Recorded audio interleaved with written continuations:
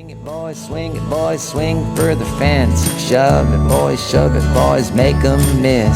Some big league chew and a baseball souvenir. Come on, sing with me now. The Joe is home, sweet home. It's roll, tide, roll. The Joe is home, that's right. Home, sweet home.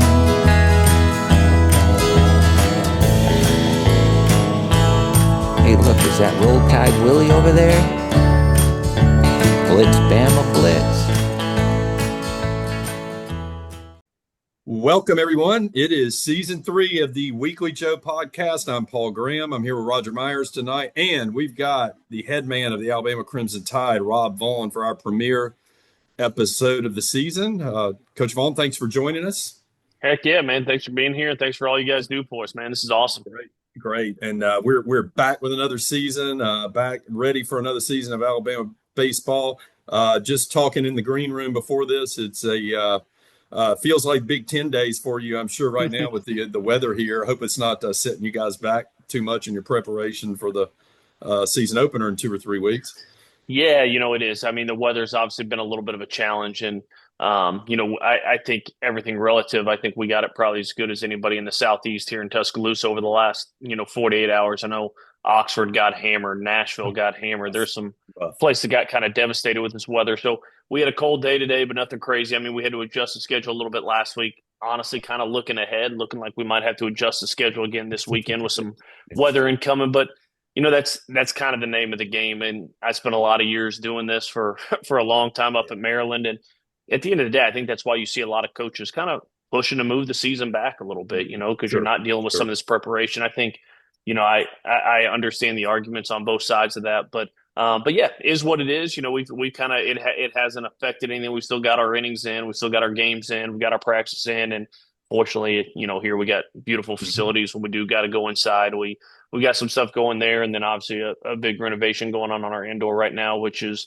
it's a little inconvenient right now, but we got about 48 hours more being inconvenienced, and it's going to be pretty awesome. Nice. Tell them what's going on with that renovation. So when the stadium was built, and I'm sure you guys do this, we were the first team down here when I was at Maryland, and we opened up the new Joe, and I remember walking into the indoor and being like, man, this space is incredible. Like, it's beautiful. The architecture is beautiful. The light coming in is beautiful. But I remember thinking, I said, man, there's just a lot of wasted space here. I feel like there's some things we could have done a little better. Obviously, at that time, not even having any remote idea that I would be here one day. And then when we got here, I know, the previous staff did a really good job of kind of makeshifting a little weight room in there. And I think the Grand Slammers were probably very involved with that. I know they did a good job creating a space that was functional, but very small, very tight. We had 3 racks in there.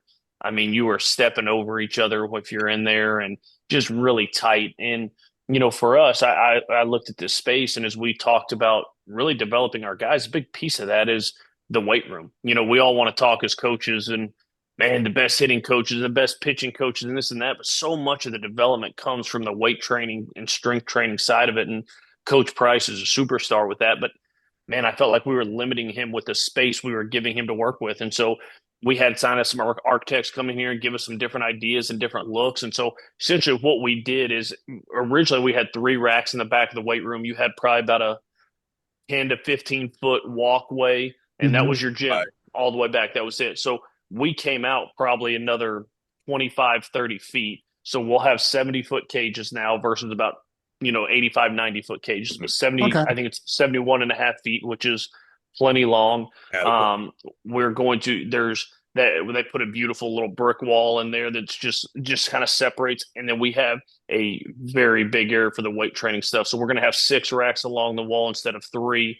All the equipment Coach Price needs, the Pit Shark stuff, the dumbbells, all that kind of stuff we need, and just space to work. Like, we're not tripping over each other in there. When you walk in there, you're like, man, this is a pretty great space. So you didn't lose any of your cages or no. And so what we just shortened them a little bit. Yeah, we shortened them. And what we decided to do, like, we're in the process of doing some stuff with the company, and I don't know if I'm allowed to say their name yet, so I won't say it yet. But it's a really good data biomechanical Yeah. place. And the one thing we haven't had is we've had force plate mounds, we've had Mhm. TrackMan, we've had kind of the level one of kind of, I would say, analytical type Analytics. stuff. And, you know, we're going to stay true to who we are. And the way we view analytics as a staff is, man, it's a heck of a tool, but it's Mhm. not the whole thing. So we're not going to change who we are and just go all in on like all of this crazy stuff. But at the same time, there's great resources out there that we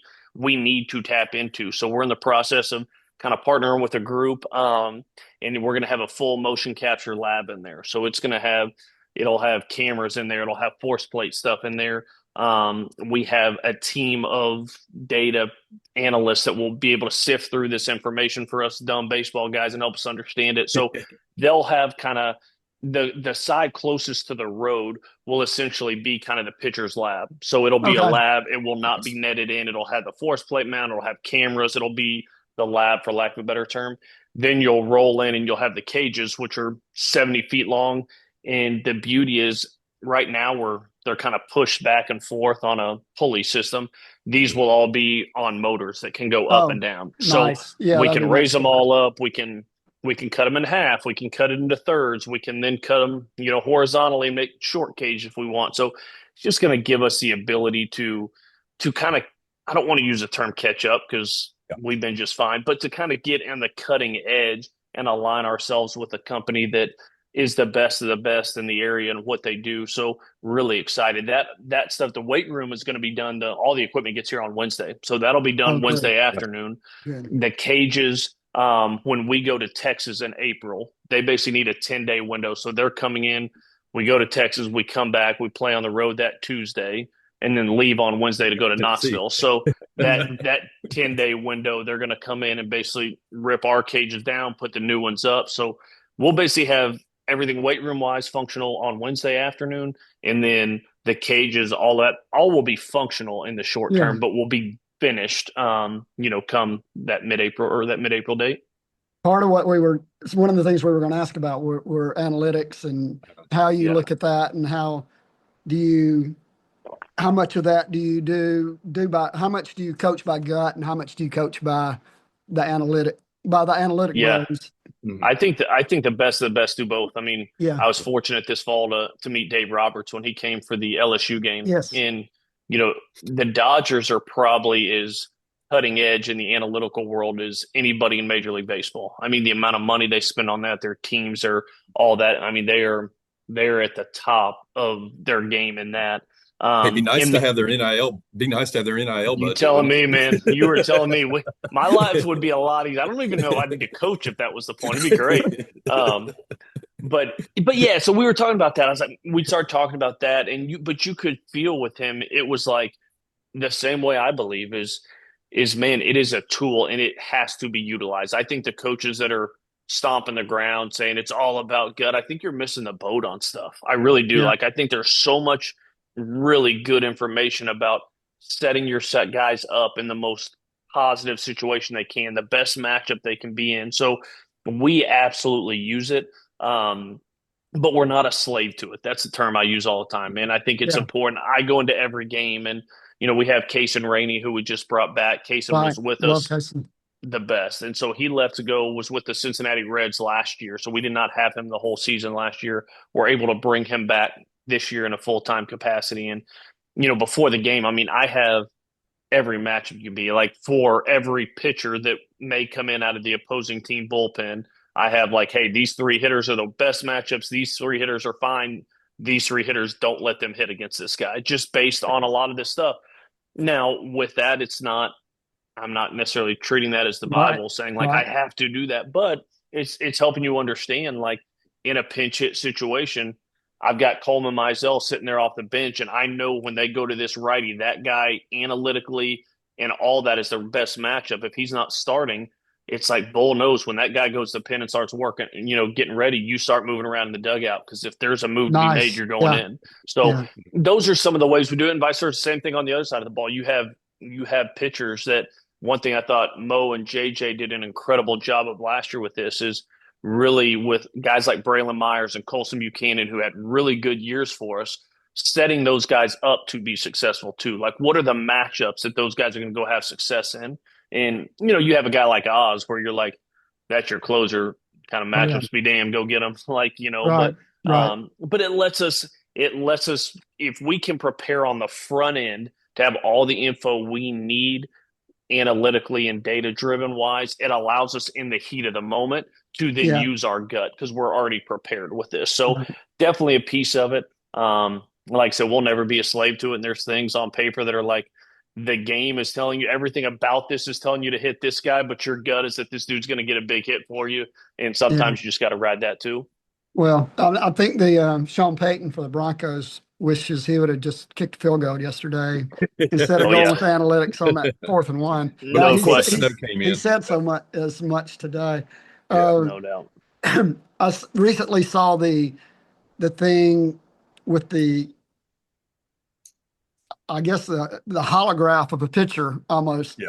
Oh, yeah. throwing. Yeah.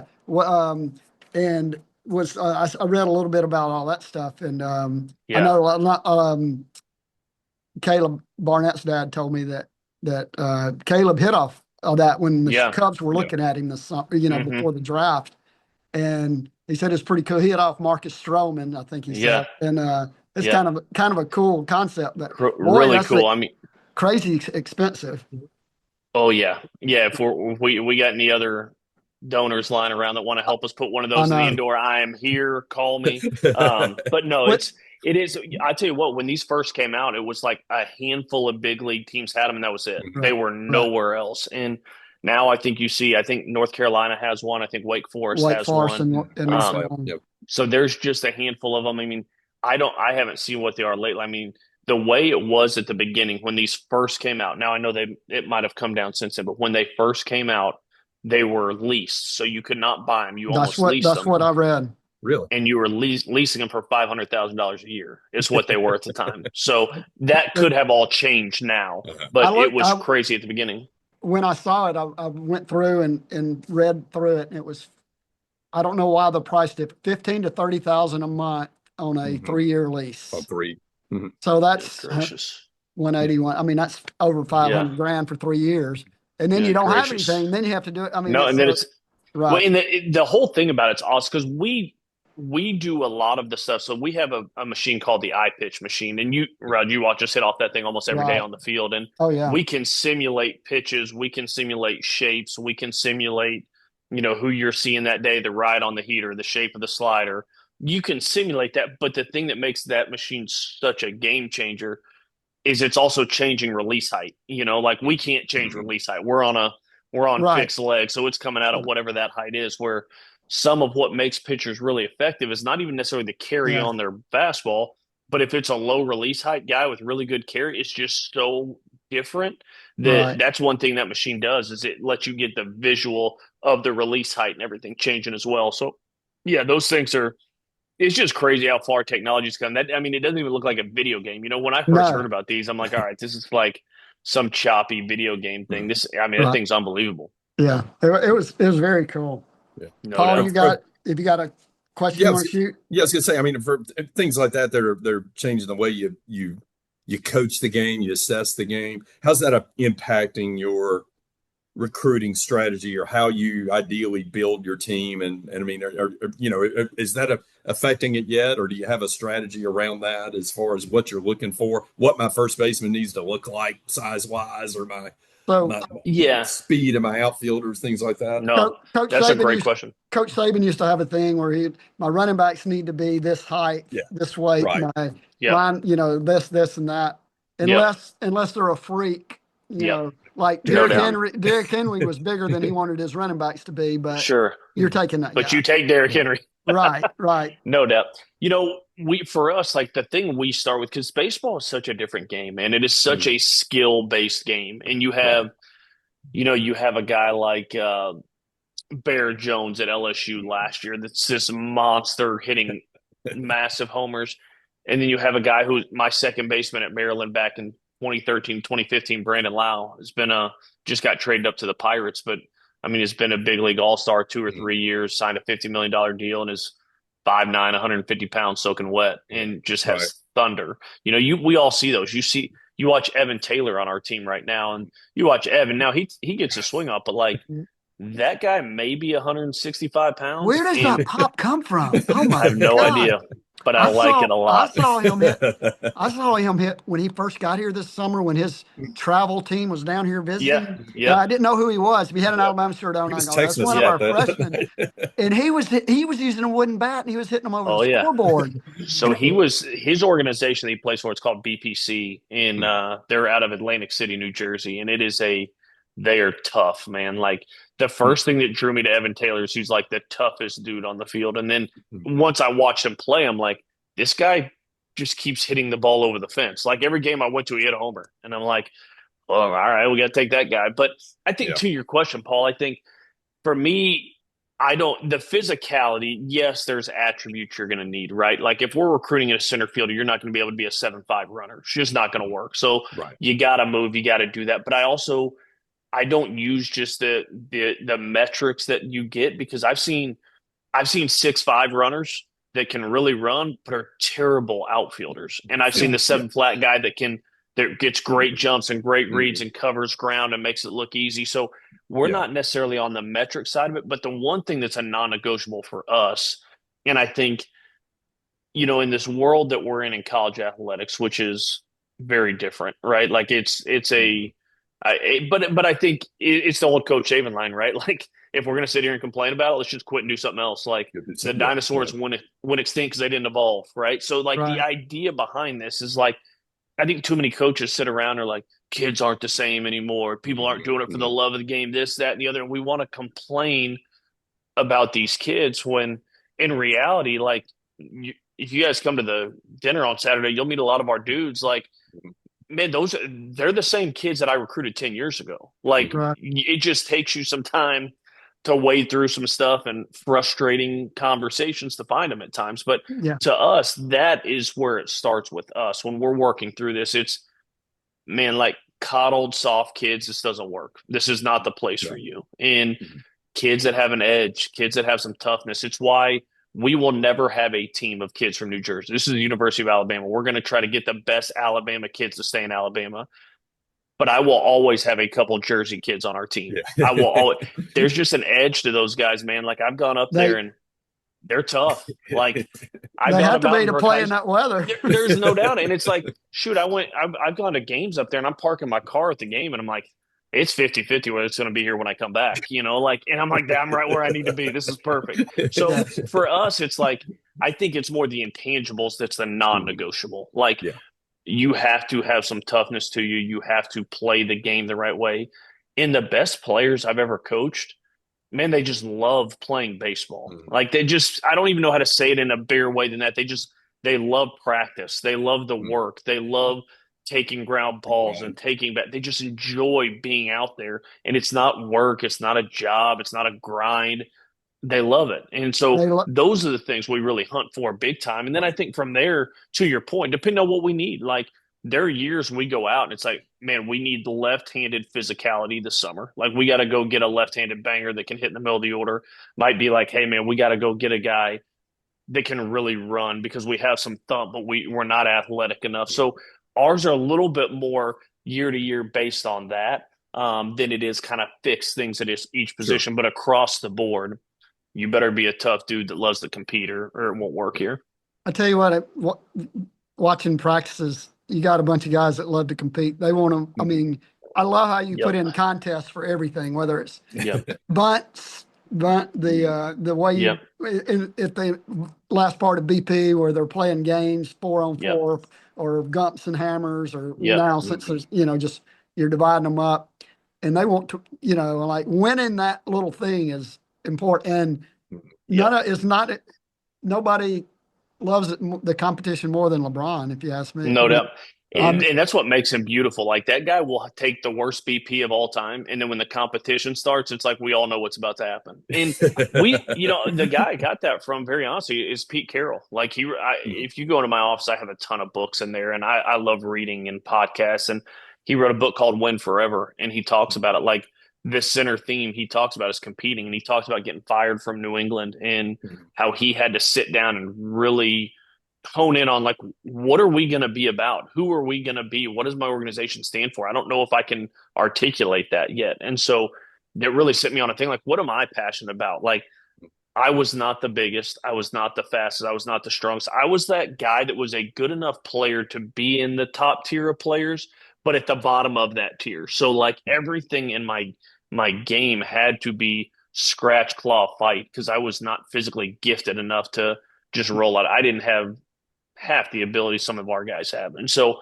I think that's one thing that did for us is, man, it's like, how can we, like everybody said, somebody said, I don't remember who said it in an interview yesterday after the game, but like, can you be your best when your best is required? Like, and you don't know that unless you put yourself in those situations. And, you know, a Tuesday afternoon hitting competition is not the same as being in the top of the ninth at the box with the game on the line. But if you're competing with your boys, there is a little bit of something in there. There's a little bit of pressure that creeps in. There's a little bit of that comes up in there. And I want our guys super comfortable in those moments. And it creates that dynamic. Like, if we do nothing else, like if we don't run the perfect cut and relay, if we miss a fly ball, like we're going to do some of that physical stuff wrong. But what we can't do ever is have somebody compete harder than us or be tougher than us on the field. That's like the line in the sand that we draw. And so if we're asking that out of our guys, I think we got to put them in situations like that as much as humanly possible to do it. And I think it keeps in a game that has a lot of monotony to it, it keeps it a little bit fresher for those guys. Yeah, that's one of my favorite parts of practice. So Sure. they They seeing them after get it. into it. Yeah. I had something here. Being in the athletic department that you're in with the coaches, in the building, you have every time a job comes open, Kalen DeBoer's name comes up. Nate Oates' name comes up. Rob Vaughn's name comes up. I mean, and probably Greg Byrne, you know, when there's an AD job out there. Sure. So how does it feel to be in a room in a building with this kind of, you know? Well, it's just, yeah, I think the coolest thing about the whole thing is, I mean, when I took the job here, I'll never forget meeting Coach Saban for the first time. And I'm sure I could walk past that guy in Publix tomorrow. He'll have no idea who I am. But in that moment, it was like the coolest thing of my entire life. It was the coolest, most intimidating moment of all time. But I think there was this surrealness. I remember when I came in for my press conference, when I got introduced, I was walking down that hallway in Malmore, and it had all of the Sports Illustrated issues with Alabama. Yeah. And there was this realization, not that I didn't know that, but I could feel the weight of what a special place I was walking into, just walking down that hallway. Like, and I loved my time at Maryland. That is not a knock on Maryland. That's nothing against them. But you felt like you were walking into Yankee Stadium. You know, like I've been in the minor leagues and I've been doing that, and I just got called up and I'm going to play in Yankee Stadium. It's what it felt like. And what I didn't know coming here, because you have Coach Saban, you had Coach Oates, who had the basketball team rolling. You had Coach Hart, who had just won, you know, the SEC in soccer. And so you're walking in here to like Murphy. Murph, who is like the legend of Tuscaloosa, right? Like, right. So you're walking into this place, and I didn't know what they would be like. Like, I didn't know if it was like, man, I had a couple of really close friends in the athletic department at Maryland. Some of the other coaches, John Tillman, the lacrosse coach here, really close friend of mine. I still talk to him to this day. Like the women's lacrosse coach, gymnastics, we were tight, but it was also a little bit smaller, you know? And so walking in, I just didn't know what to expect out of the Sabans and the Oates and those guys. And I knew Murph was the best guy of all time because I had people call and tell me that already. So I knew I was going to have like a little bit of an ally in Murph. Fan too, yeah, like I knew I was going to have an ally in Murph. But I remember when I was trying to get my son into ACA, like I was on the phone pulling into Justin LeBron's house. I was going to do a home meeting with Braun, and I'm talking to Oates on the phone, and he's like, he had a connection. His girls were at ACA for school. We were on the wait list. He's like, hey, let me make a call. I'll get back to you. We'll get Wyatt in. Don't worry about it. And I'm sitting here like, whoa, okay, like, cool, you know? And Coach DeBoer, like since he's been on, I mean, him and I had a conversation this summer. There was a recruit that he was a quarterback's 2027 quarterback. And he was also a big time baseball player. Mm-hmm. And so he was coming on a visit for football. And I had told Kaylee, and I was like, hey, we'll be as involved or as uninvolved if you want us to be, yada, yada. So he calls me. And I'm thinking, this guy's a busy dude. He's rolling through all this stuff. This is going to be a 5-minute conversation. I need you to do this, that, the other, and be done. We talked for like an hour. Like we talked about that kid for like 10 minutes. And then he starts asking me questions. And I'm like, I'll tell you, like, I don't even know if he meant any of the questions or if he cared what my answers were. But the way it made me feel that he seemed genuinely interested in some things was super encouraging and really rare. And I think, shoot, I had a recruit in this fall, and his dad was a big time basketball coach in Colorado. I text Nate. I'm like, hey, if you get 2 minutes, could you come say hello? We're down at the photo shoot.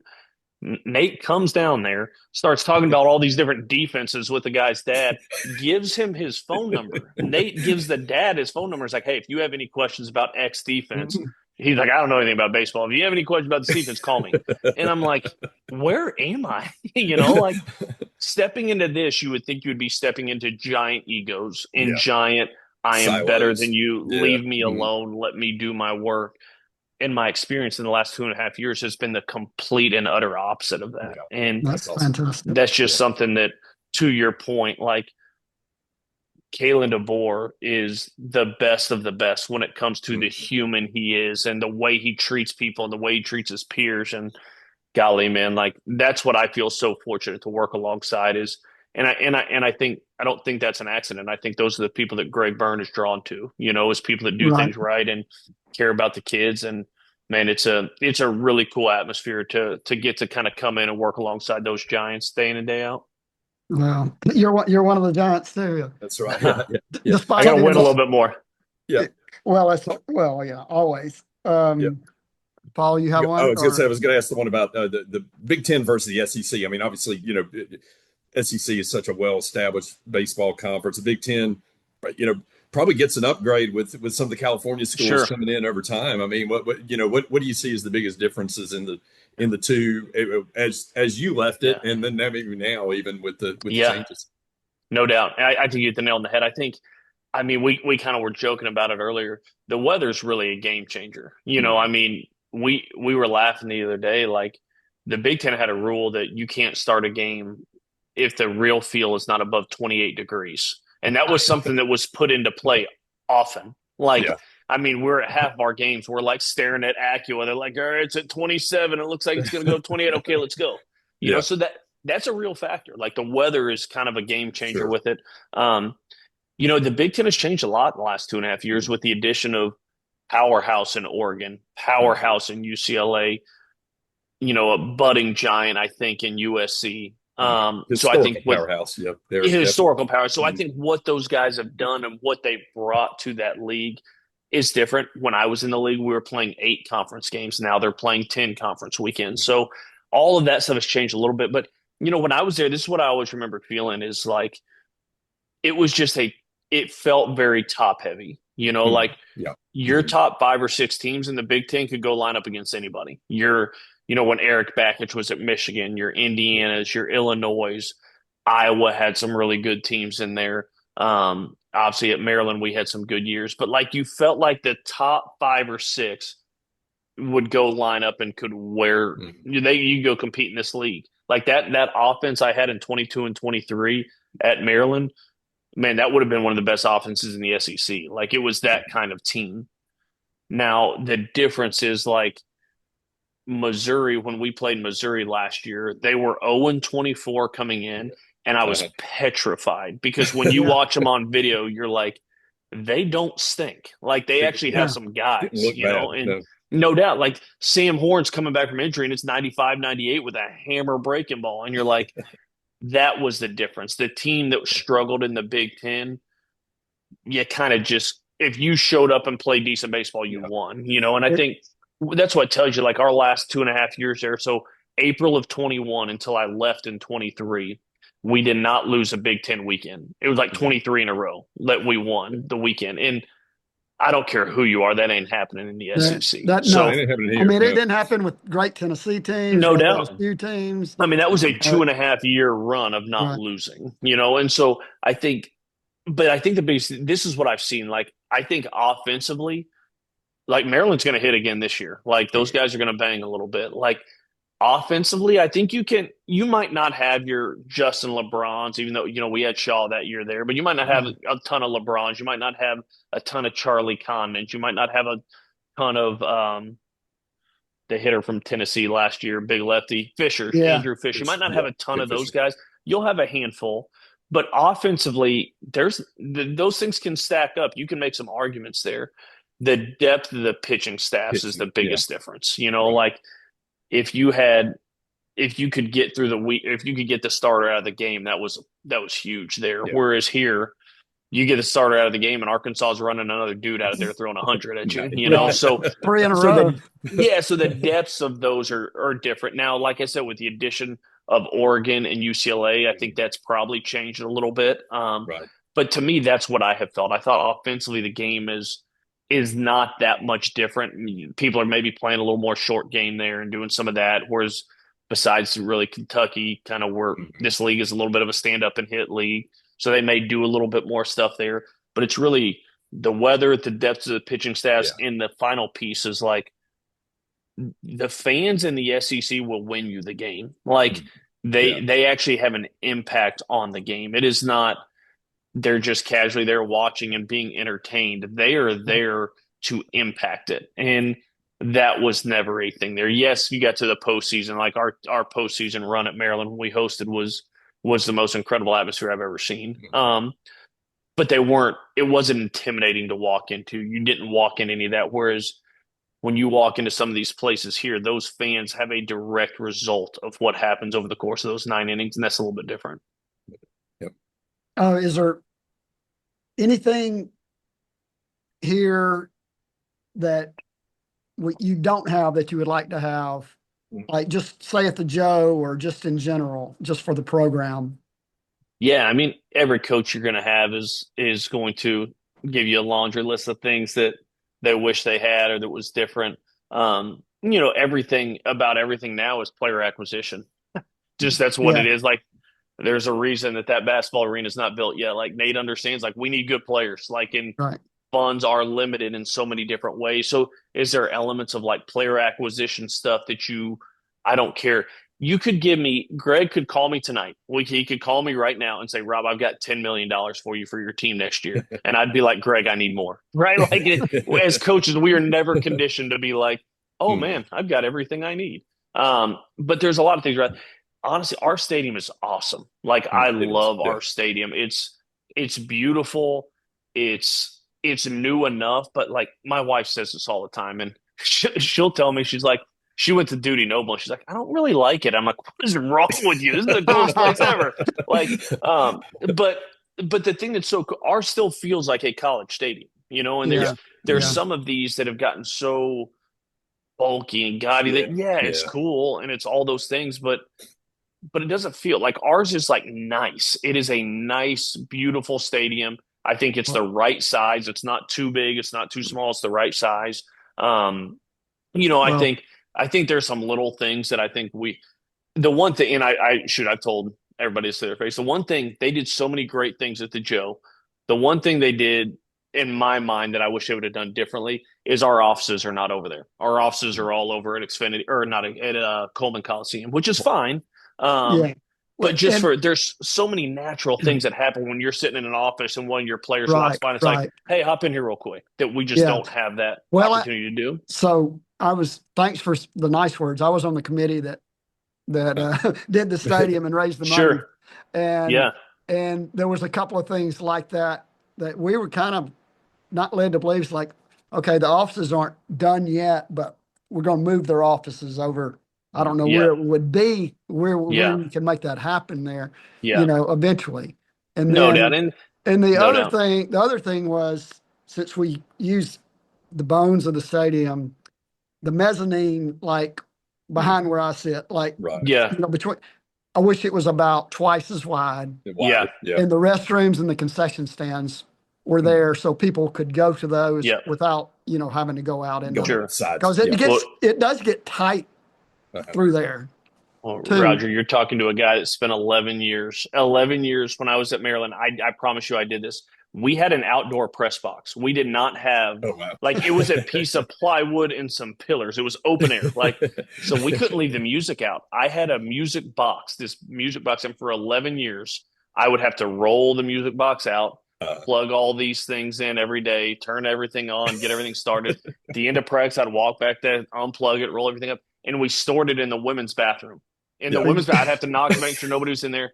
We'd roll that thing in there, store it in there, lock the door because people could hop over the fence and steal stuff. And so, like, for me, I'm like, this is the biggest stadium of all time. But that was, I think there's some areas, like, I've always said it's like that little party deck down the left field line. Like, that's where the offices should be. Like, if they built up on that, that would be the most perfect place where you looks out over the stadium.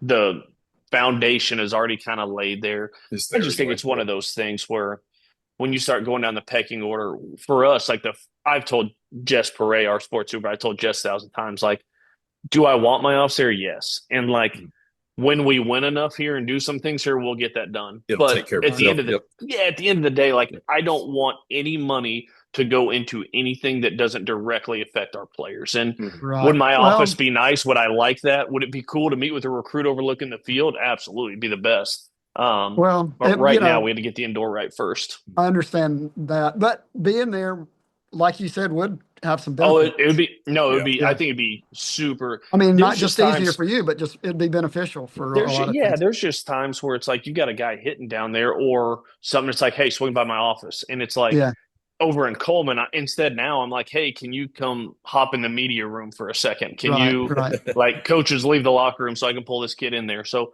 that's the piece you wish was a little bit better there. One thing that some of the younger guys and I had talked about was like the playground, making that into a grilling area or bleachers I guess we'd need consistently more ticket sales or whatever. Well, that was one thing that was one thing I said that would have been neat because like the patio we have over down the left field line is great. Like down the right field line, instead of the patio, they have kind of that second deck of chairs, which is awesome. But we don't fill that up all the time. Like if you had another patio with grills up there, it would just be a cool. Grills in college baseball are cool. Like I just love them when you get some of that. I mean, in the playground, the playground's great for the couple of younger, for the kids to run out there occasionally. But I mean, I think it could be that could be better used. And before you gotta let Bo and Annie get a little older before we get that playground out there. Roger Haley will fight you for that one. But the area you're talking about down the left field line, the one thing about that is like if you're trying to watch the game from there, like it's hard. It's tough. Sure. It's like not during a game, but there were some chairs up there during something, and like as short as I am, when I sat down, I'm looking at a rail. Right there. And that's where I said it would be so cool if you built up on top of that and had like a patio out there, and it would just. And this is completely selfish, but even just for our families, it'd be really neat for. My kids can go run. My wife can just put them in my office and they can run around in there and she can walk out and you're on a balcony looking out watching the game. And for recruits, we're sitting with recruits. Like, I mean, right now, where our offices are situated, we kind of share an area with event management, which they're great. They're awesome. But there's just an element of walking like a top 10 player in the country. And you're like, hey, can you guys stop talking about the weather over there? I'm going to meet with this guy over here. So just some things that you wish were a little cleaner. I noticed in your office, I came up there a couple of days ago, the wall right as you come in where we had to box Jenny in a little bit. We had to box her in a little bit.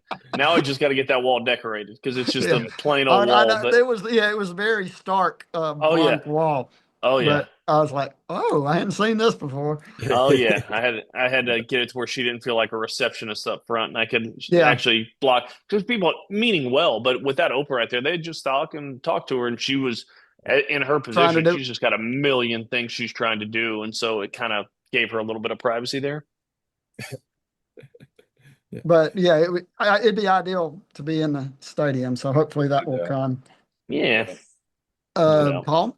Yeah. So getting into this team in a minute, talk a little bit about for everybody here. Everybody's heard, hey, the roster limit is 34 or whatever the number.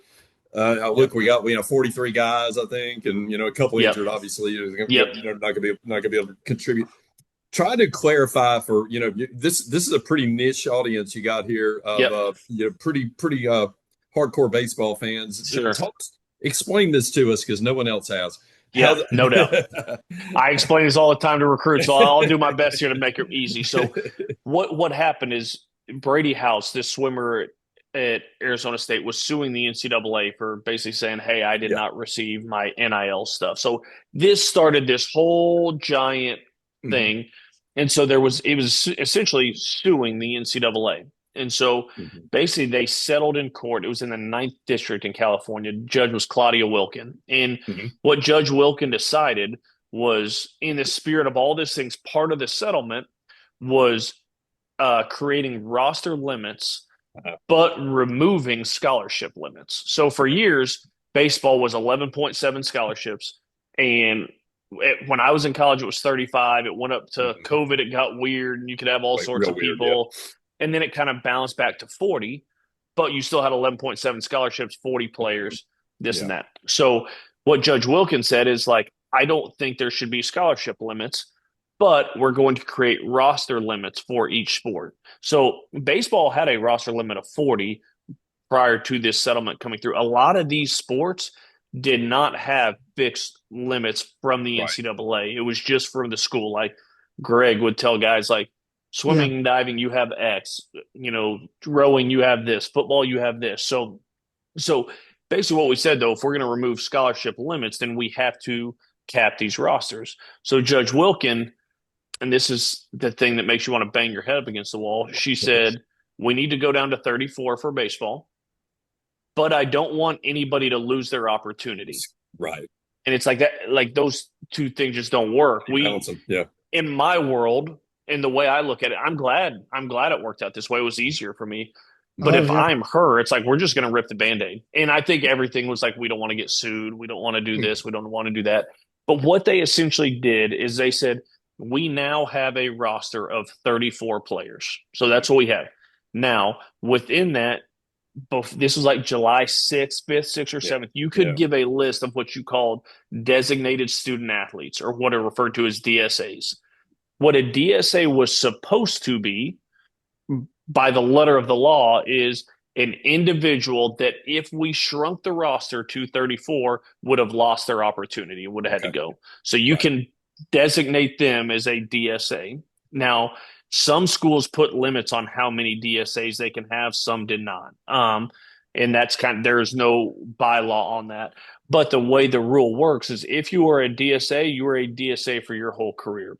So if I were to DSA one of our incoming freshmen this last year, and this year he gets in the transfer portal and goes to Tennessee, he immediately can go to Tennessee and be a DSA there and not count towards the 34. Okay, gotcha. So basically you have 34 kids plus your DSAs is what you have. It's kind of the way your limits work. And the way it works is, like, over time, like, what is it? By 2030, there will be no more DSAs in college baseball. Okay. Right. And there'll probably be another rule that comes out that confuses all of us. But now, are they saying? Ideally, I'm sorry. Are they saying Are they saying this coming fall it's going to have to be 34, hard 34? No, it'll just keep. You got your 4 years of your DSA. Okay. Yeah, so we have and I'd have to go back even look at our roster, but let's say we have 42 guys, I think, on the roster now, and 3 of them are seniors. So instead of next year, we'd have 34 players and then 5 DSAs, so we'd have a total of 39.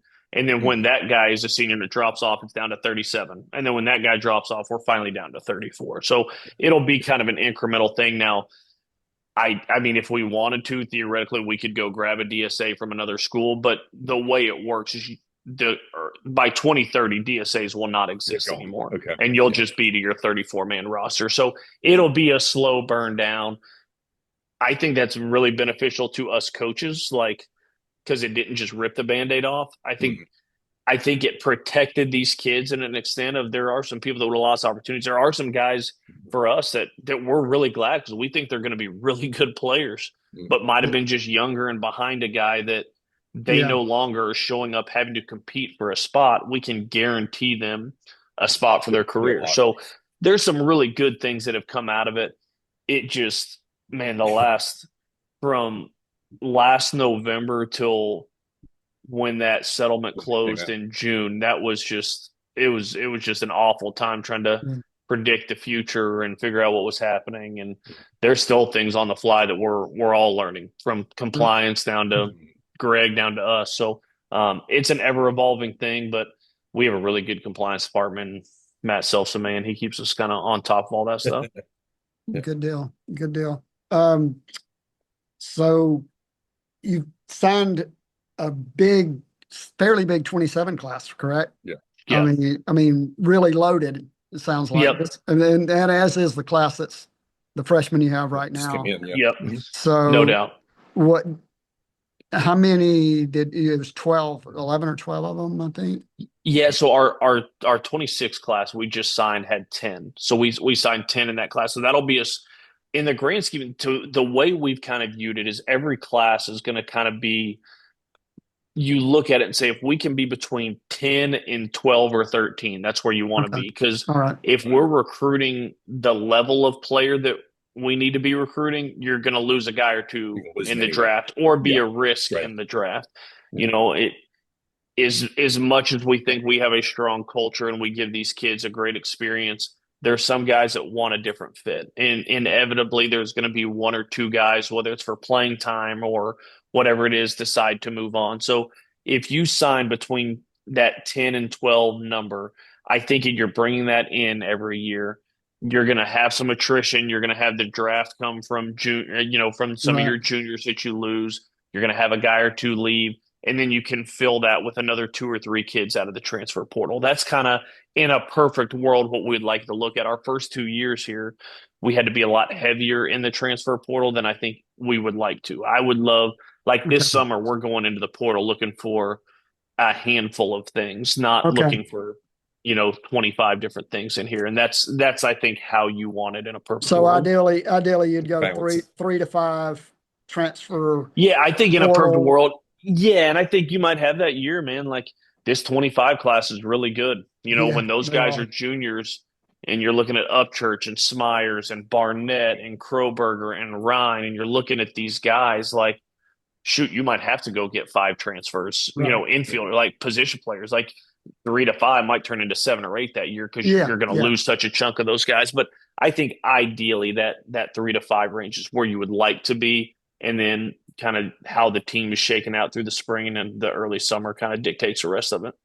How does JUCO fit in? You haven't done a ton out of JUCO. No, but I absolutely love them. I love JUCO kids. The challenge with JUCO is, if you recruit the JUCO arm and he's good enough to pitch in the SEC, that guy's also going to get paid. And a lot of those JUCO guys want to go want to get drafted if they have a chance. Same thing, position player. We had Colby Jones, a really good position player a couple of years ago out of Northwest Florida, that ended up was going to be a perfect guy to stand next to LeBron last year, and then you lose him in the 12th round. So that is the hard piece with JUCOs. This is going to be a very big generalization, but they do tend to be a little bit more signable at times. They're a little bit older. If they're going to be a 3rd to 6th rounder, they're a little bit more apt to to take the money. But we scour the country in the fall and spring for JUCO players because I love them. I think that's, man, like Cade Snell, Richie Bonamalo, Bryce Fowler, Kate. They go through that stuff. They can handle. Yeah, you don't go to Wallace Dothan because it's a sexy place to go to school. You go there because you want to grind and get better. And those are the kind of kids that really function well here. Yeah. Okay. Yeah. You want to get into this team? Get into the team a little bit. You want to start on the pitching side, Roger? We can get into that. We talked a little bit about it. Better position this year, you feel like? A little more depth, a little more guys you think you're going to be able to lean on for high leverage situations. It felt like the felt like we kind of hit a depth wall last year. I don't know Yeah, how to no describe it. doubt. Maybe you know what I mean. Yeah, It's 100%. feel better. Yeah, I do. I mean, I think, returning 2 of the 3 weekend starters is a really good start, especially when last May we thought we may lose both of those Yeah, guys, and that would have right. been a very different situation coming back.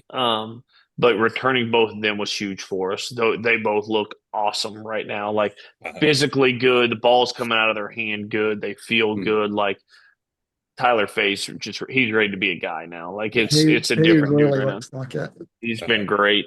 So you feel good starting there. And then I think when you look at the next down the line, I mean, Matt Heiberger's a year older. Like Mm. right now, we're kind of testing waters with Matty, kind of Starting giving me. him an opportunity in the starting role to see what it looks Yeah. like. Like he has every competitive gene that I would ever want in a kid, like all of those things.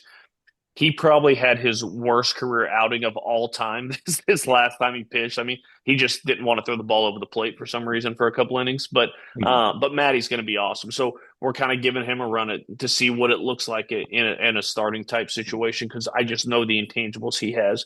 Miles Upchurch, who's a freshman, he's going to be a budding superstar. I mean, the Yeah. secondary stuff is real. It is a snap dragging up and down breaking ball, really good Mm. slider. Changeup's probably his best pitch, and it's 95, 96 in his back pocket. So, Mm. gonna be awesome. It's like, where's the best role for him this year? Is that Sunday? Is that Tuesday? Is that out of the bullpen in high leverage spots? Those are some things we got to figure out with him. Luke Smyers. Next year, Luke Smyers and Miles Upchurch are going to be Zane Adams Yeah. and Tyler Fay. Like, Right. he's going to be a high end starter. Like, if Matty does move to the rotation, I would look for a guy like Smyers to fill a lot of those innings that Matty was throwing, Matty would where do.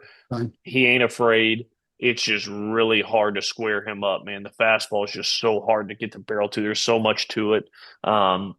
So again, like, and and I think he's further along than Matty was as a freshman, So I think gonna be great right there. Hagen Banks is back healthy and just Mm. throwing the ball so much better. Like, Yeah. just feels Figured that better, out. Yeah. looks better. Like, Mm. and you talk about the experience and the SEC experience he has. Like, I ain't afraid to flip that guy the ball in the box and go get the last 3 outs. Like you're going to get every ounce he needs there. So Banksy's kind of floating in between a lot of roles too. Like, is he one of the closers? Is he the closer? Is he more of a front end guy? Is he that bridge guy? Where does he fit?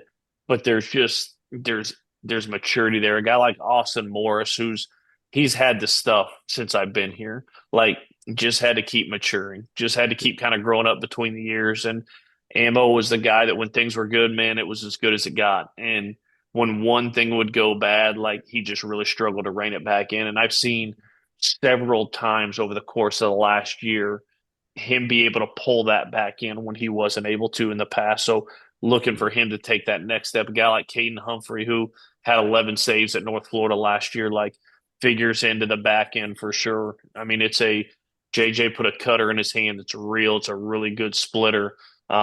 Just He's a feeling a dog. He's a pitch. dog And too. he is a competitive dude. Well, So, literally a dog. He's the oh barker. yeah, he Yeah. barks. He makes turkey calls in the dugout half the Yeah. time. I'm like, all right, man, it's enough. Um, but yeah, I think that's a long-winded way of saying, like, I just think we're going to have the ability to match up. I think Yeah. Evan Yeah. Stettenmesser coming over from Sanford, I think, is going to be huge for us. Evan, he had an emergency appendectomy here about 3 or 4 weeks ago, so he was a little behind. He'll throw this Behind. weekend.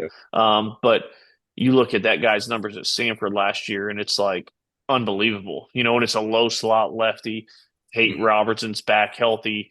To me, like, this kind of goes back to some of that analytical stuff we talked about kind of at the beginning. Is we've got to do a good job, because I think part of why we hit that wall last year is, yes, we were thinner on the mound. We had a few injuries. We had some guys go down. We had some guys rehabbing. We were thinner.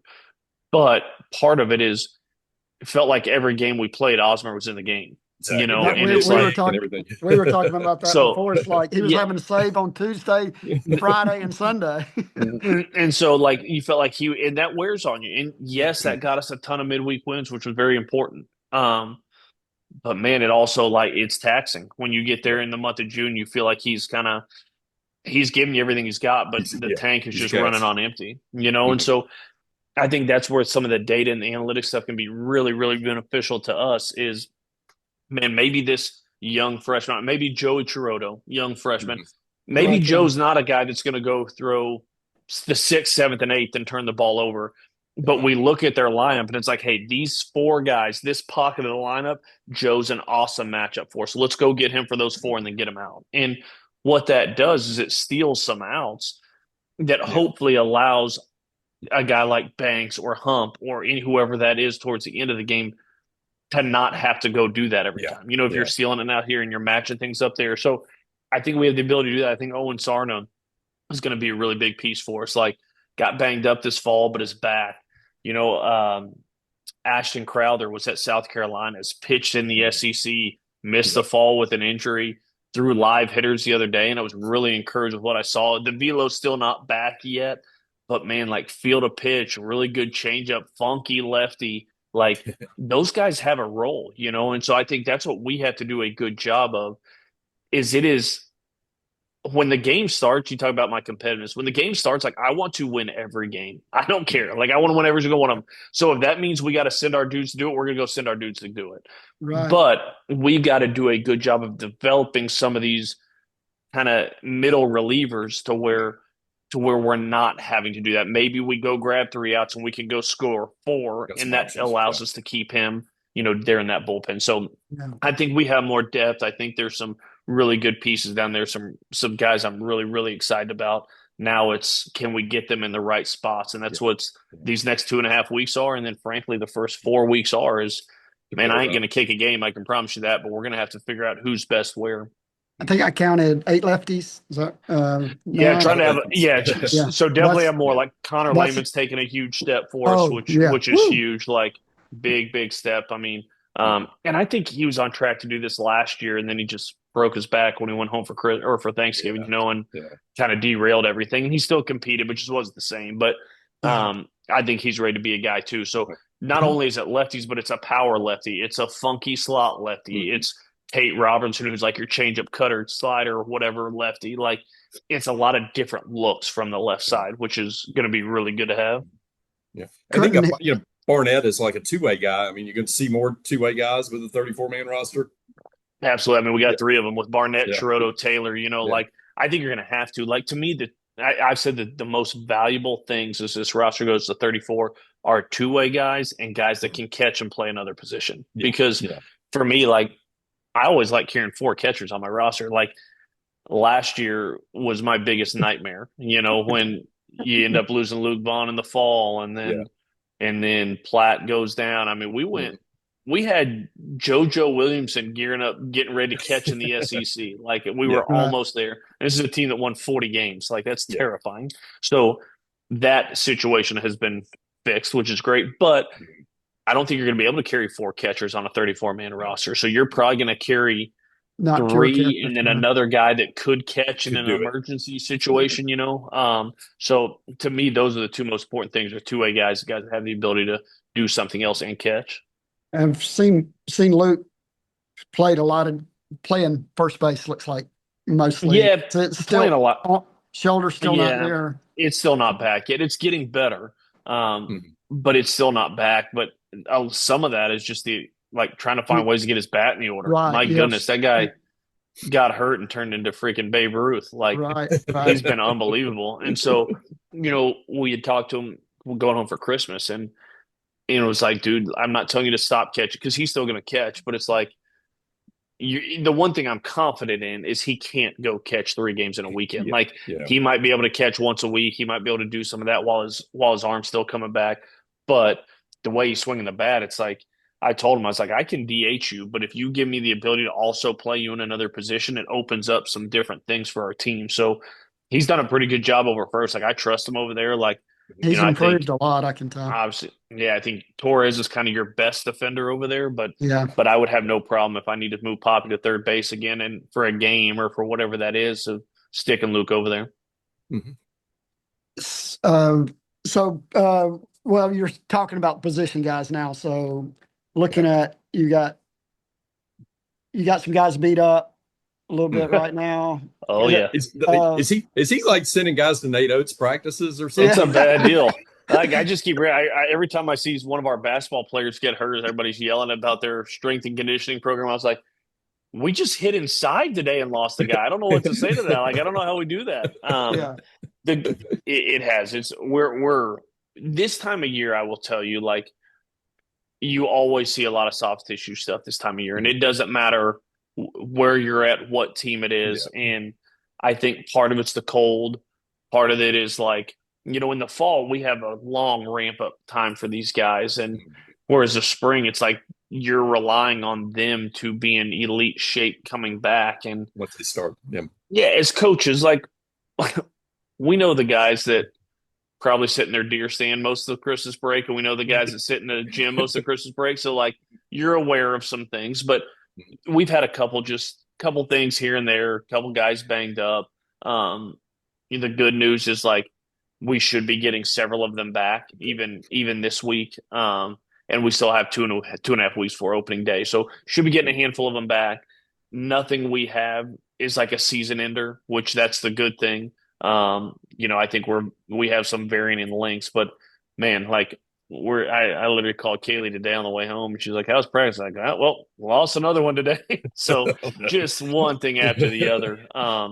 But man, I gave these guys a speech when we first got back, and it's from one of my favorite books. It's a guy named Brian Johnson wrote a book called Arte, and he talks about anti-fragility and what it means to be anti-fragile. And he says, man, like wind extinguishes the candle and ignites a wildfire. And so he's like, that's who we are, man. We're the fire and we pray for wind. That's our thing. And so that's what I told him. I said, that's what I want our team to be. I want our team that, man, when adversity hits us, we don't just survive it. It makes us better. And we're living that right now because we are banged up. We've got guys limited, out, all that stuff in between. But man, we still got a lot of good players running around on that field out there. And we hope to get some of these guys back kind of at full force here pretty quick. Or do you think the the freshmen are going to be able to work in a certain amount of time? I mean, it's going to be hard to figure out how to balance it. To balance all that. Well, and I tell our guys all the time, I said, man, this is a production business and I love every one of you and we're going to work hard. But this is a game of production. Like who gets it done? Who can get it done in those spots? And I don't care if you're a senior or a freshman. If you show me you can get it done, you're going to be involved. And, one guy that just keeps the way I refer to like kicking the door down, like whether we're kind of like, oh, we can get him some at bats here and there. And he's like banging on that thing. Like, no, you're not. You're going to start me. No, you're not. I'm going to hit in the 3-hole. Like is a guy like Andrew Purdy. Like, I mean, Purdy hit 455 this fall. He led our team in hitting this fall. And he's done like, and it's remarkable. Like, because we do some hard, like Raj out there, we do some hard stuff out in BP. Like BP is not meant for those guys to leave there being like, man, I'm the man. It's meant to be tough. And Purdy will take some of the worst rounds of BP you've ever seen. And you're like, that guy hasn't been on time for 2 weeks. But all that stuff does, and I remember having this conversation with him in the fall, is it makes the game easier. And that's the point, right? Like he was off the machine. He was asking me one day in the fall, he's like, Coach, got any tips for hitting this machine? And I was like, Purdy, like, how are you feeling in the game right now? We'd played for like a week and a half right at that point, and he got like 7 hits. I was like, how are you feeling? He's like, man, the game's way easier than what we're doing here. And I'm like, yes, that's the point. And he's like, oh, yeah, I never thought of it that way. And so, so it's real, man. Like that guy can really, really hit. And it's like he's got feel for the strike zone. He's confident in the box. I think in his soul, he believes he should hit in our 4-hole. Like, doesn't just say that. Like, I think actually believes that. And there's a difference in that. And so he's got a real shot. I think, Will Ryan's battling some back stuff right now. Yeah.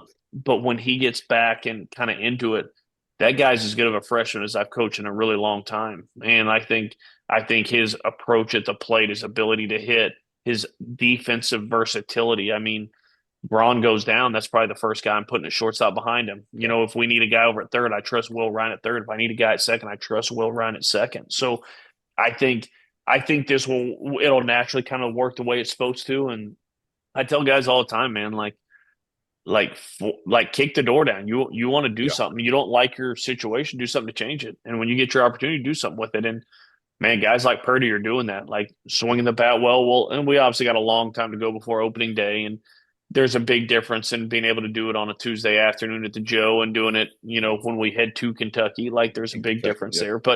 But yeah, man, if they show up and do what they're capable of doing, Mhm. we're absolutely going to give them some run. And I think, I think the beauty of this is, shoot, you guys have both seen my lineups over the last 2 years. They don't change a lot. Nah. This year is probably going to change a little bit, Yeah. because I think we Yeah. have the ability to do that. I think You've got the luxury now. Yeah. I think Yeah. there. I think Evan Taylor's going to work his way into getting some at bats, whether that's pinch hit at bats or whatever that is. I think Purdy, if he's not in the game, is going to be one of the first options off the bench because you trust that at bat. And I think there's a handful of guys that are in that mix. Chase Kroberger's run off great at bats. Like Yeah. if we have some guys go down, like if something happened to Bryce, I'd have no problem throwing Chase out there and saying, "Go get him, big fella." Yeah. Like he wouldn't be Dude, scared. He could handle it. he he can scoot too. Oh, he What? flies. Yeah. Absolutely flies. So yeah, so like I think that'll all work itself out. I mean, ideally, if you wanted my perfect scenario, Mhm. our older players would stay healthy. They would all bang. Yeah. They would all play Yeah. awesome to where I can inch our freshmen in and get them starts here and there and do some pinch hit stuff. But you guys know how the game works. Somebody's going to struggle. Somebody's going to fail. Somebody's going to get hurt. Right. Somebody's going to get an opportunity. And like I said, it depends on what they do with it. But there's some young freshmen that are certainly knocking on my door saying, like, "No, coach, you're going to Yeah. give me a heck of a lot more than you You're think." gonna make yeah. Yeah. Help me with who of for the audience out there, the new guys in the transfers. Throw a name out there of somebody that's going to really surprise some guys that we really need to keep an eye out for on the Yeah, I don't think this guy. position side. I don't know that he'll surprise you, but Justin Osterhaus is going to really hit, man. Like Mhm. it's just a dynamic offensive player. Like Mhm. can play anywhere, can play second, can play third, can play the outfield. Mhm. We're still kind of figuring out where we're best suited with for him. Um, but I mean, I think he's the guy that's going to hit behind Braun. I think it's mature. I think it's twitch. It's got some of that stuff to it that I think is unique and really good. Brennan Holt is kind of a jack of all trades too. We brought him in we loved the player. We'd seen him at South Al last year. We loved the player, but also gave us some versatility. If we'd have lost Fowler in the draft, Brennan Holt played a Yeah. lot of center Yeah. field at South Al last year. He's played second base, so kind of competing for the second base job, reps in the outfield, but a guy's going to be heavily involved. And I think the other two really that jump off to me are Johnny Lim and Logan Davenport, which Mhm. Dev should be back this week. He's He been battled a hurt. back Yeah. thing at the end of the fall and just wasn't right coming back. So we kind of slow played him, knowing we had some time, but he was running, getting on it pretty good today. Took swings today, so I expect him, if he stays on track, to hit and play some games for us this weekend. And then Johnny's just a competitor, man. Like Mhm. Johnny's Love got Johnny. power. He knows Yeah. the strike zone. He's got a cannon behind the plate.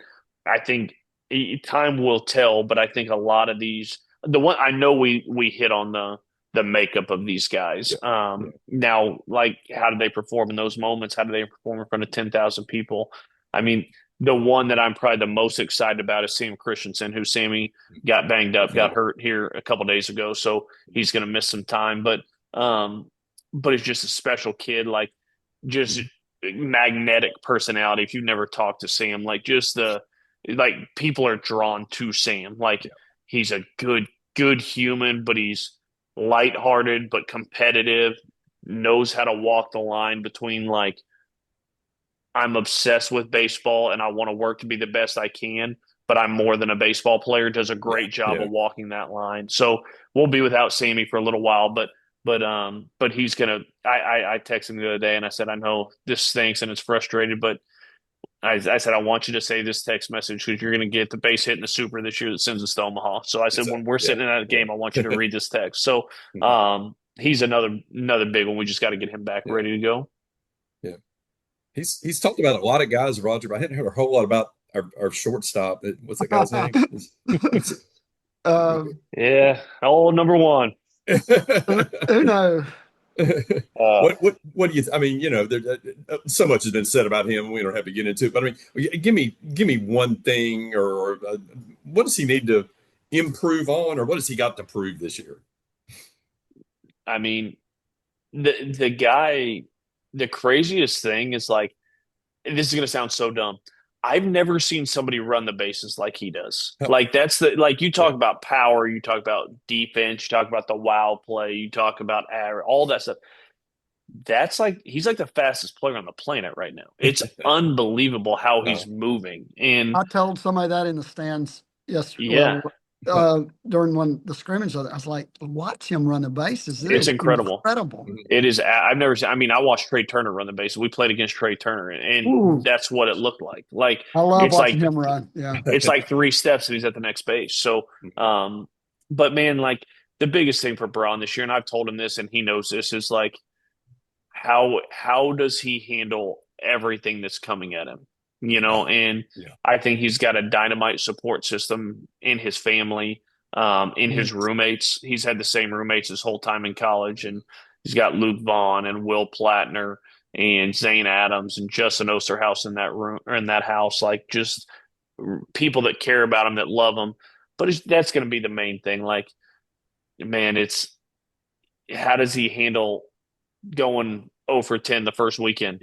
Yeah. Could happen. Like how do you handle, like last year he was the best player on the planet for the first 6 weeks of the season. Like how do you handle some of those ups and downs with that stuff? And I tell you what, I've seen Justin, this is my 3rd year with him, obviously, and he's as in a good of a place both mentally and where he's at as I've ever seen. And what I mean by that, it's like the draft is not even in his mind. Like literally the only thing he wants to do is win. Like if it was all about the draft, if it was all about the money, like, I mean, let's call it what it is. There's schools in the country that probably could have paid him more than we do. Like that's just the reality. Like if that's what he wanted, and that guy wants to win here. Like a kid from Miami, this place I think means so much to him. And he did not want to go join a super team. He wanted to help. He wanted to help kick a door down that hasn't been kicked down since 1999. And I think that's why he stayed. That's why, like, everybody's wondering, like, oh, he didn't put a tweet out. He didn't put a tweet out last year that he's back. And it's like, dude, I wasn't going anywhere. Like, this is home. Yeah. This is it. Yeah. And like, so to me, like, he's such a special kid. And yes, the talent's awesome. But man, like, I'm just going to miss being around Justin LeBron every day when you don't get to be around him, because he is, man, it is like, I tell him all the time, like, he's the thermostat, and it's what he is. Like when he walks in, when he's hooked in and the energy's locked in and he's focused and he's got all that oozing confidence coming out of him, everybody else's shoulders sink back and it's like, all right, baby, let's go. And when he's having a tough day and he's frustrated, he's that, man, everybody else just kind of does that too. He sets the tone to our team. I even say it like, when things go bad, you always wonder, where do people go? Like, where do people's eyes go? Everybody's eyes go to shortstop. Everybody goes and looks at number one. I look at him. I'm like, hey, Brown, we gonna be all right? Can we do this? Like, he's just a special kid. And so for me, like, he's done everything he needs to do. If he goes out and he is just himself and he actually takes to heart the stuff we talk about a lot of, like the challenges, the frustration, the struggle, is all part of your story and is all part of what's going to make you a superstar. If he can hold true to that and navigate the ups and downs of the season, number one, we're going to be awesome, because he's the type of player that can carry you a long way. And then when July rolls around, that guy will make a whole lot of money. Yeah. I was sitting there watching the other day, and he was waiting on BP, and I was thinking, 2 years ago, I was sitting here, I was looking at a number one, looked like a kid, baby face. Yeah. Then now I'm looking at a full grown man. Like grown ass man, as they say. He played last year 175 pounds. Like he came in probably 155, played freshman year 160-ish, we probably played around 175, 180 last year. He's every bit of 198 pounds right now. Yeah. And there is not a shred of fat on his body. It's unbelievable. Like he has muscles that I don't even have in my body. It's not that mine aren't pronounced. I don't think I have those muscles. And so he's, man, it's like, and Coach Price has done an incredible job with him, like transforming his body. And it's taken a lot of work on Justin. Like some of the stuff you watch him do in the weight room is like, it's just a freak show. Like you shouldn't be able to move some of the weight as fast as he moves it at 195 pounds, and it's he's a special kid, man. And I think part of what does that, like I said, is the support system he has. Will Plattner and Luke Vaughn are like his boys. Like those Right. guys will all be in each other's wedding. And like those guys, I think it's just been really neat because I think what happens a lot of times when you have the Justin LeBron, the roommates are jealous of the attention and all the stuff that goes into it. Like I mean Those this guys. in a positive way. They like they're as big as fans in that. Now they're also the guys that kick him in the butt when he needs to be kicked in the butt, which is also important. But man, like they love his success. They're excited for his success. It is not a jealousy thing, and No, not at all. that's pretty unique. Yeah, as good as he was when he got here, the development has been amazing to watch. Roger reminds me a lot of Andrew Pinckney. I mean, I think the similar, the way the body transformed, the way the skill set improved is just. I mean, the trajectory. I mean, he's a higher ceiling, obviously, but Sure. just very similar in the way that path played out. I think a few years ago. No doubt. You got one, Roger? What's your? Let's see. Well, we've kept you a long time. That's all right.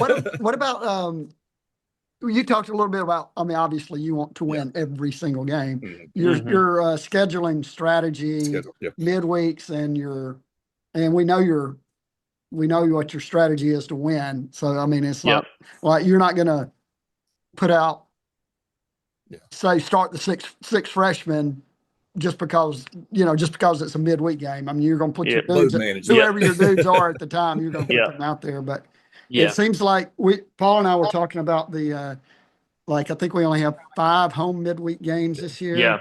And then a Yep. bunch of That's right. not big road trip. I mean, like Oh yeah. like Oh yeah. South and Southern Miss and Yep.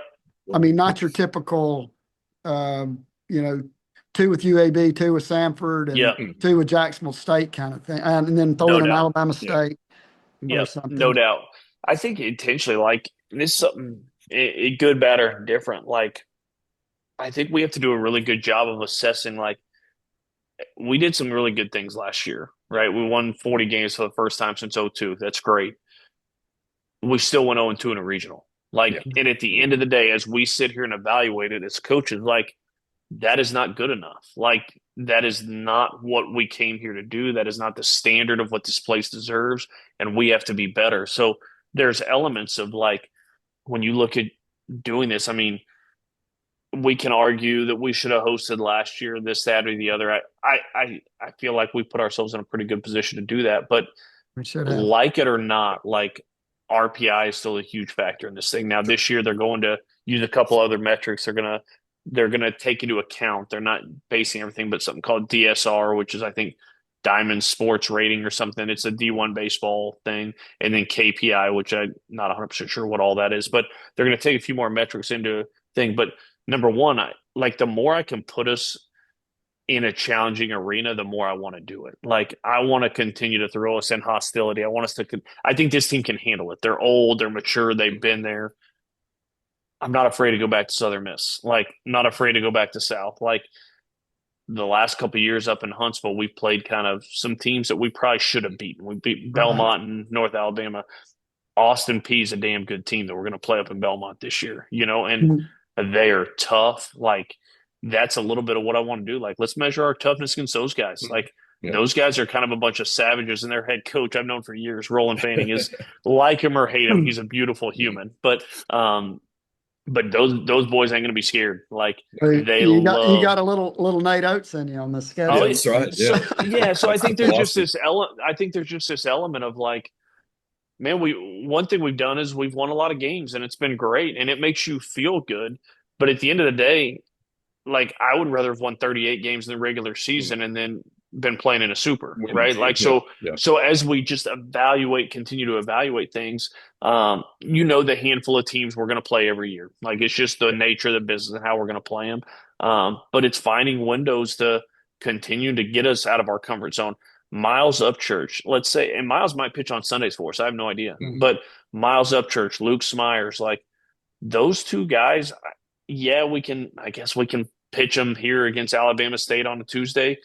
But man, let's go to Sanford. Let's go there and let Miles Upchurch toe the rubber at Sanford and see what he's got. Let's let Luke Smyers toe the rubber at Southern Miss and say, like, man, what do you got? Like, we're going to need you both this year and next year. And I need you to feel these environments and to not be afraid of these things. And so it was a little bit of a blend. Now, I think that's what you have to do, right? You want to walk the line of, I love Nate. Nate ain't afraid of anything, but Nate will play anybody. Like, I think there's probably a line where for us, it's like, you want to walk right up to that line. I don't want to make it to where you're setting your kids up for failure. That's another situation.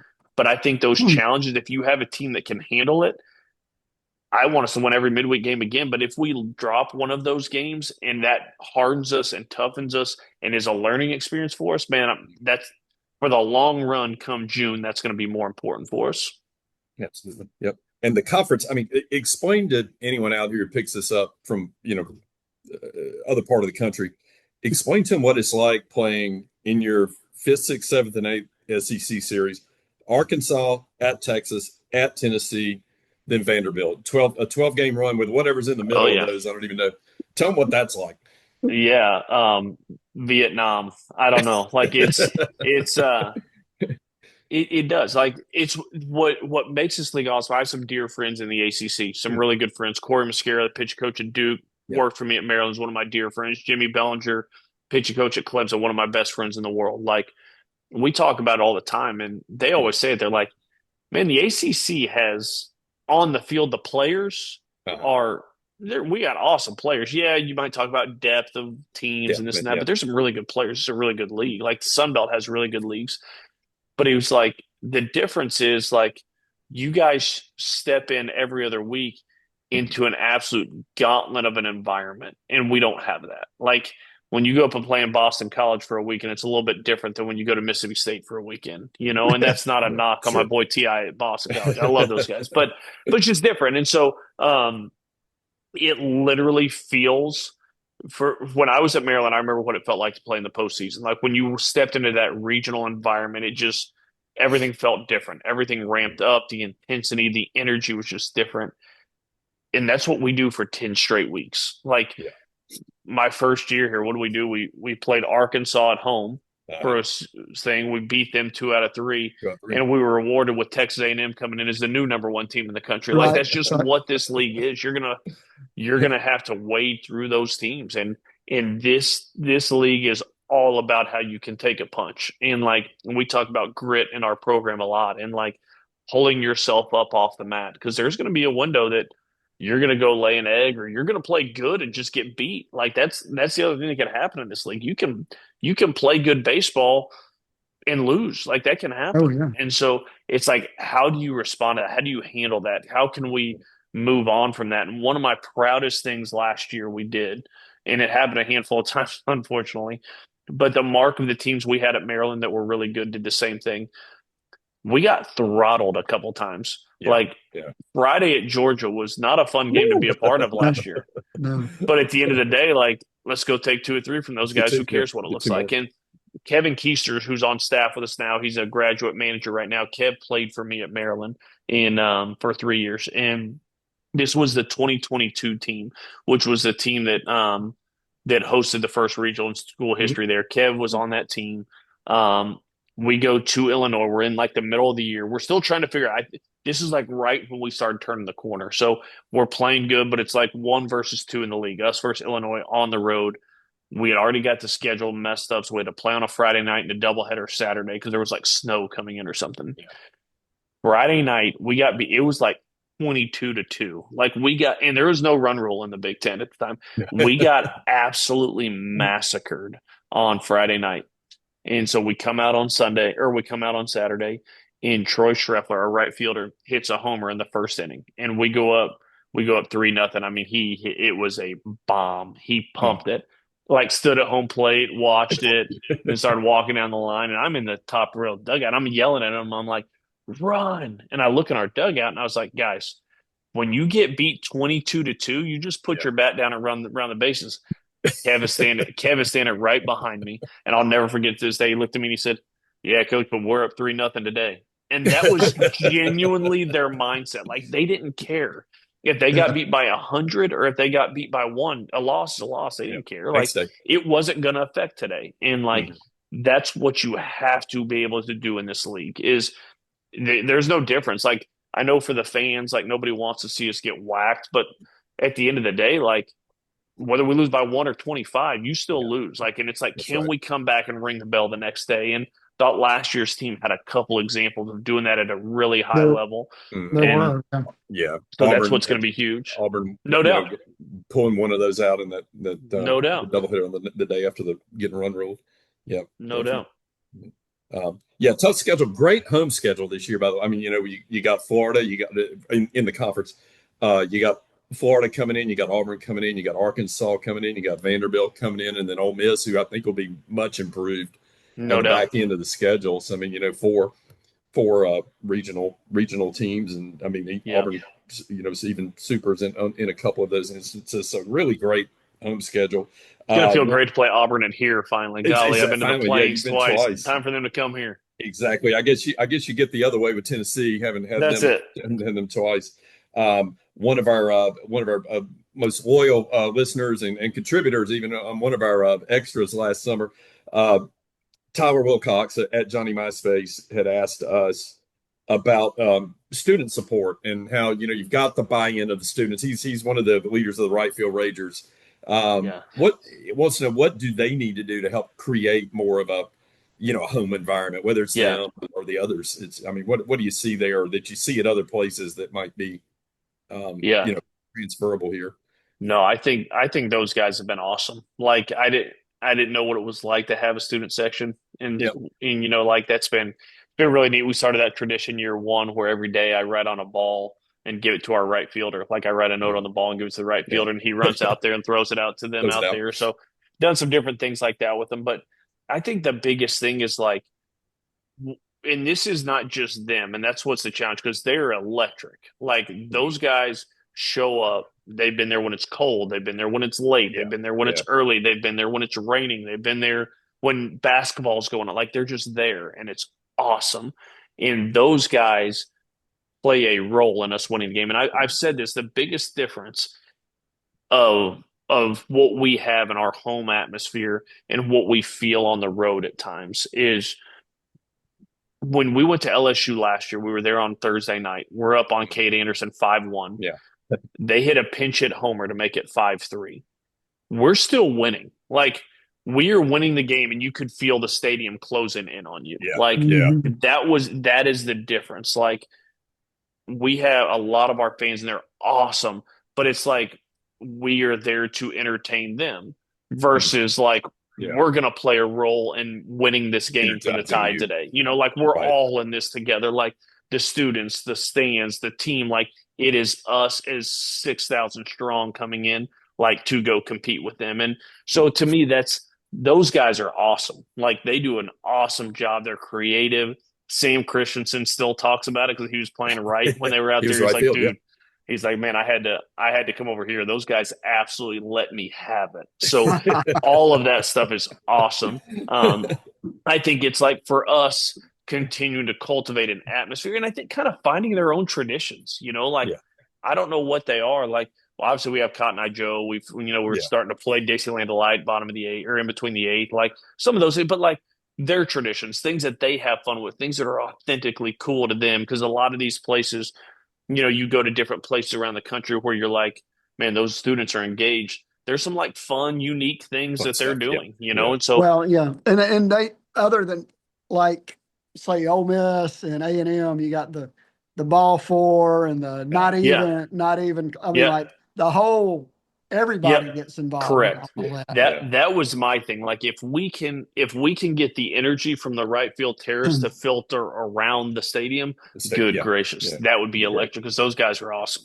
But and to that point, for years, Paul can attest to this. For years. That's kind of been the Alabama thing for every sport. That's not just like, been, I feel it at basketball when I go to basketball at times. Same thing. But it's, in students starting with Fluff, with Luke, when he got that started, they're carrying that over. And some of these same guys, Yep. some guys from baseball do the basketball stuff too. Yeah. That's but, awesome. in football has gotten more raucous, more ruckus than it has been in the past. But it took a while. It wasn't always no that doubt. way. It's taken a while. It's kind of like, you go to these other places, they're a lot loud, a lot more rowdy, a lot like this. Well, we win. I mean, that's what I like. That's what I keep telling our guys is like, I think fans, whether it's students, whether it's just other fans, like, man, they want to feel a part. Like they want to feel like they matter. They want to know the culture of the guys and that they're their type of dudes on the field. And I think the more invested they feel in that because of how we play, because of the way we interact with the community, because of the way we do that, all of this thing matters, and it's like, it's not just the other stuff. It's like, man, when those fans feel like a connection to you, it's amazing how they show up and go. And that's why I want our kids in the community. That's why I want our kids doing autographs. I'm talking to kids and doing these things because I think it just helps foster the fact, like, it's Justin LeBron's the easiest human to pull for in the entire world. And the more you know him, the more you feel like you're in the box with him. And the more we create that with our style of play, with the way we interact with people, with the way we interact with our community, this is not a flash in the pan. I didn't move here to try to flip something in 2 years and go to the next thing. Like, I came here because I want this place to be special. And so when we come here, like, we're playing the long game here. And if you want anything built right, I know Kurt Signetti's probably shooting me the middle finger when I'm saying that right now, but like, you got to do it the right way, and yes, as you need to see incremental advances, we owe that to the university that we're doing stuff right. But I also want a foundation built here that, I wrote a letter to Coach Wells the other day. I sent him a Christmas card and he wrote me one back the other day. And that was my thing. Like that, I told him that, like, dude, I don't know the past. I don't know what's happened between when you retired and where we're at today. But at the end of the day, like, I want to put a program on the field that is a former guy here that is incredibly successful, that led the team to Omaha the last time here, that you look at and you're like, damn proud of those kids. Like, those are my guys. That's how we did it. That's what we are. That's what we're all about. Like, we came here because we understand the giants that walked before us, and we want to make those guys proud in what we do. And I think when we do that, whether it's a year, 2 years, 3 years, 10 years, this place becomes exactly authentically what it wants. Because what I don't want this to be LSU. I don't want this to be Mississippi State. I want this to be our Alabama, how we do it, and unique to us and authentic to us. That's what I want it to be. That's awesome. Well, you're on your way. That's it. Yeah. That might be a good one to end on, Roger. I don't know. I think so. Yeah. You've been awfully generous with your time tonight, Coach. We really appreciate it. Appreciate you joining us. And we like to say we're the best and the longest running Alabama baseball podcast. Let's go. Out there. And you've helped launch season 3 for us in a big way for us, and we really appreciate it. 18, how many days? 18, 19 days now till we're close. Roger probably knows better than I do. Today was 17. 17. Okay, 17 days. Washington State at the Joe. And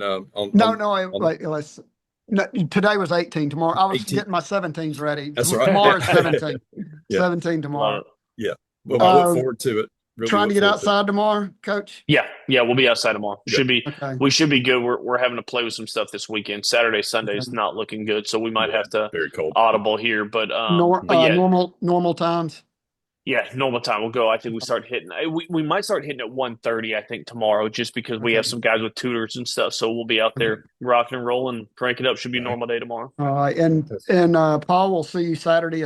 See you. The big banquet, the kickoff preseason banquet coming up. First pitch for on Friday night at on Saturday night. I get the right night. Yeah, Saturday night at the Zone at Bryant Denny. So looking forward to that. And look forward to seeing you there. Really appreciate it. Hopefully do it again in the season. Maybe we'll find if there's during the off week or something, or the off midweek.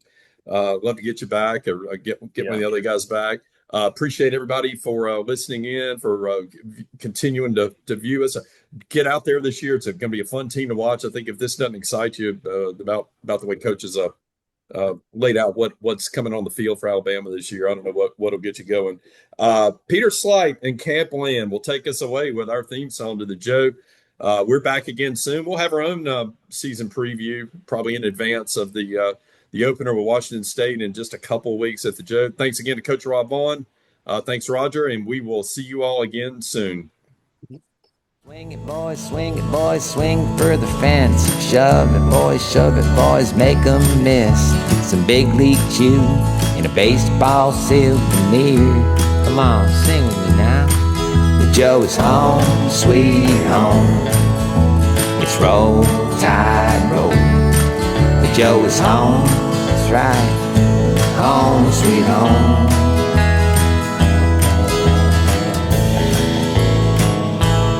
Hey, look, is that Roll Tide Willie over there?